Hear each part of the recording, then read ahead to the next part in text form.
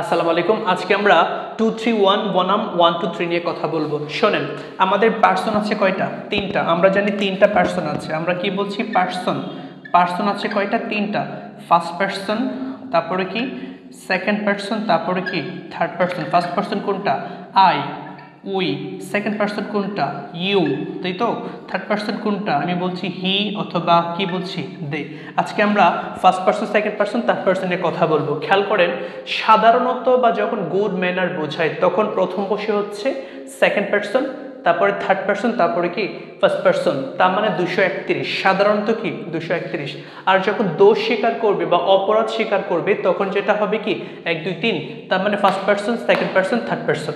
আমরা বলছিলাম সাধারণত কি বসে? 231। তার মানে সেকেন্ড পার্সন, থার্ড পার্সন, তারপরে কি ফার্স্ট পার্সন। আর দোষ স্বীকারে যেটা হবে 1 2 3।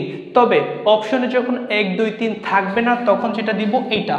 আর এটা মানে কিন্তু ওইটার উল্টো। আমরা যেটা বলছিলাম যখন হচ্ছে 1 2 3 থাকবে না, মানে first person, second person, third person অপশনে থাকবে না, তখন আমরা কি দিব? এইটার উল্টাটা। তার মানে 1 3 2 2 3 1 আছে, কি দিব?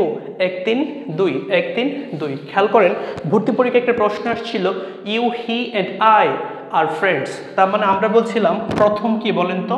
প্রথম 2, তারপরে থার্ড, তারপরে কি ফার্স্ট। আমরা বলছিলাম 231। সাধারণত কি 231। আর যখন দোষ স্বীকার করবে তখন কি বলছি? এটা হচ্ছে 1, এটা ফার্স্ট, তারপরে এটা কি সেকেন্ড, এটা কি থার্ড। আমরা বলছিলাম যখন দোষ স্বীকার হবে, দোষ স্বীকারে first person, second person, third person. আর যখন সাধারণত কি হবে? সেকেন্ড পার্সন, থার্ড পার্সন এবং কি বলছি ফার্স্ট পার্সন। আমরা যেটা বলছিলাম second person, third person, first person. আর যখন দোষ স্বীকার করবে তখন কি হবে? First, second, third.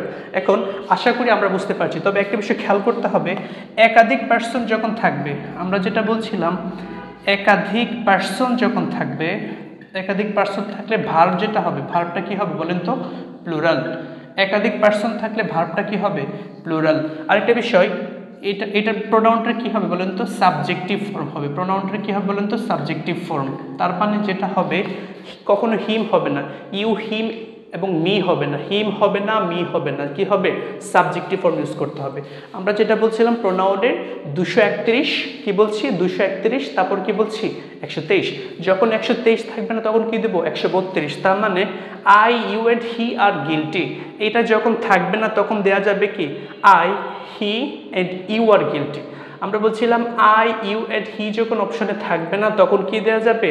I, he and you. তার মানে 132। আশা করি বুঝতে পারছেন। কত? 231, তারপরে কি 123। তার মানে 231, তারপর কি বলছি? 123। আশা করি বুঝতে পেরেছেন। আপনাদের সবার প্রতি রিকোয়েস্ট থাকবে আমার চ্যানেলটা সাবস্ক্রাইব করার জন্য। আল্লাহ হাফেজ।